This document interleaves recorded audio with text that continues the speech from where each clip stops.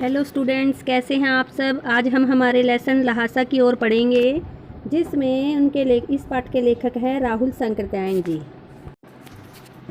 उनका जीवन परिचय। हिंदी के प्रसिद्ध साहित्यकार राहुल सांकृत्यायन का जन्म उत्तर प्रदेश के आजमगढ़ जनपद के पंदहा गांव में सन 1893 ईस्वी में हुआ था। उनका मूल नाम केदार पांडेय था। उनकी प्रारंभिक शिक्षा गांव में, मिडिल शिक्षा आजमगढ़ में तथा उच्च शिक्षा काशी, आगरा और लाहौर में हुई। उन्होंने 1930 में श्रीलंका जाकर बौद्ध धर्म की शिक्षा ली। इसके बाद राहुल सांकृत्यायन नाम से प्रसिद्ध हुए।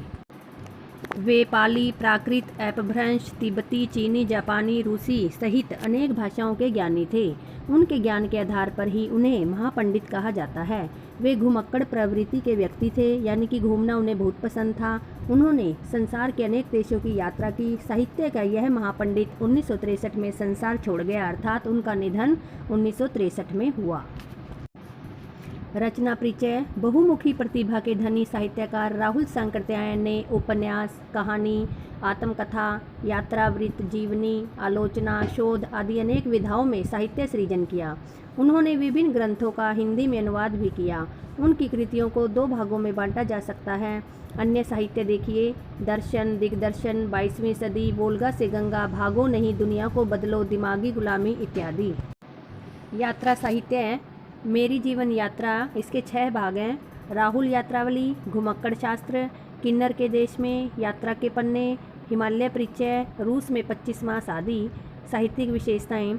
यात्रावृत्त लेखन में राहुल जी का स्थान अद्वितीय है। उन्होंने घुमक्कड़ी के शास्त्र की रचना भी की। उन्होंने घुमक्कड़ी के लाभ का विस्तृत उद्देश्य बताया तथा यात्रा को ही घुमक्कड़ का उद्देश्य बताया। इससे मनोरंजन, ज्ञानवर्धन, अज्ञात स्थानों की जानकारी के साथ साथ भाषा का सांस्कृतिक आदान प्रदान भी होता है। भाषा शैली देखिए: राहुल जी ने अपनी रचनाओं में परिनिष्ठित एवं शुद्ध भाषा का प्रयोग किया है। उनकी रचनाओं में तत्सम तद्भव के साथ साथ अरबी, फारसी, हिंदी की बोलियों के रोचक शब्दों का प्रयोग भी हुआ है। लोकोक्तियाँ तथा मुहावरों के प्रयोग से भाषा की रोचकता और भी बढ़ गई है। लहासा की ओर नामक पाठ लेखक की प्रथम तिब्बत यात्रा से लिया गया है। उन्होंने 1929-30 में नेपाल के रास्ते से यह यात्रा की थी। उस समय भारतीयों को तिब्बत यात्रा की अनुमति न होने के कारण लेखक ने यह यात्रा भिखमंगे के छद्म वेश में की। इस पाठ में उन्होंने लहासा की ओर जाने वाले दुर्गम रास्ते का रोचक वर्णन किया है। इससे तिब्बती समाज के बारे में अनेक जानकारी भी मिलती है। लेखक ने तिब्बत की अपनी यात्रा नेपाल तिब्बत के मार्ग से की थी, क्योंकि तब फरी कलिंगपोंग का रास्ता नहीं खुला था। इसी रास्ते से हिंदुस्तानी वस्तुएं भी तिब्बत जाती थीं। यह व्यापारिक तथा सैनिक रास्ता भी था। इस पर जगह जगह फौजी चौकियां और किले बने हैं, जिनमें चीनी सेना रहती थी। कुछ किलों में किसानों ने अपना डेरा जमा लिया था। लेखक ऐसे ही परित्यक्त किले के पास चाय पीने के लिए रुका था। तिब्बत में यात्रियों के लिए कुछ अच्छी बातें हैं तो कुछ तकलीफ़ें भी हैं। यहाँ जाति पाति, छुआछूत, पर्दा प्रथा जैसी कुप्रथा नहीं है। लोग अपने घरों को खुला रखते हैं। यहाँ की बहुएं या उनकी सासें यात्रियों को या अपरिचितों को भी चाय बनाकर दे देती हैं।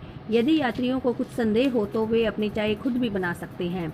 इस परित्यक्त चीनी किले से चाय पीकर जब लेखक चलने लगा तो उसने राहदारी मांगने वाले व्यक्ति को दोनों चीटें दे दी। थोंगला के आखिरी गांव में उसे मित्र सुमति के जान पहचान के लोग मिले। इस कारण लेखक को ठहरने की अच्छी जगह भी मिल गई। 5 साल के बाद लेखक जब भद्र यात्री के वेश में घोड़े पर सवार होकर आया था, तब उसे जगह नहीं मिली और उसे एक निर्धन झोपड़े में रात बितानी पड़ी। अब लेखक को सबसे विकट डांडा थोंगला पार करना था। 16-17 हजार फीट ऊंचाई पर स्थित ये डांडे सबसे खतरनाक जगह हैं। इनके आसपास कोई गांव नहीं होता है। नदियों के मोड़ और पहाड़ों के कोनों के कारण दूर तक आदमी नहीं दिखते हैं। यहाँ किसी की हत्या हो जाए तो पुलिस या खुफिया विभाग कोई चिंता नहीं करता है। वहाँ कोई हत्या का गवाह भी तो नहीं मिलता है। यह डाकुओं के लिए अत्यंत सुरक्षित जगह है। डाकू आदमी को पहले मारते हैं, फिर लूट के लिए माल खोजते हैं। हथियार का कानून न होने के कारण लोग हथियार लेकर घूमते रहते हैं। डाकू यदि जान से न मारे तो उन्हें अपनी ही जान का खतरा रहता है। लेखक और उसके साथी भिखमंगों के भेष में थे। जान का खतरा होते ही वे भीख मांगने लगते थे। पहाड़ पर सामान के साथ चलना कठिन था, इसलिए लेखक ने 2 घोड़े कर लिए और चलते गए।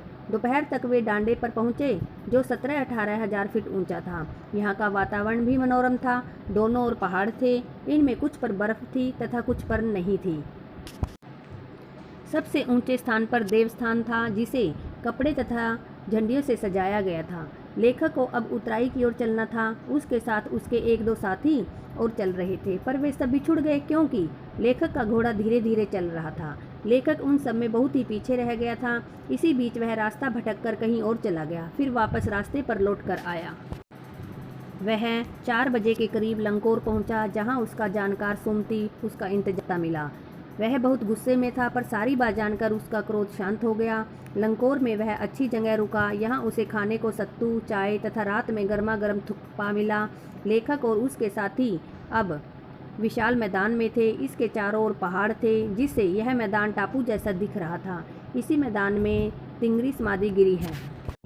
यहाँ भी सुमति के यजमान थे। वे यजमानों के यहाँ जाना चाहते थे। बोध गया से लाए गंडे खत्म होने पर किसी भी लाल कपड़े का गंडा बनाकर बांटना शुरू कर देते थे। लेखक ने उन्हें ऐसा करने से रोका।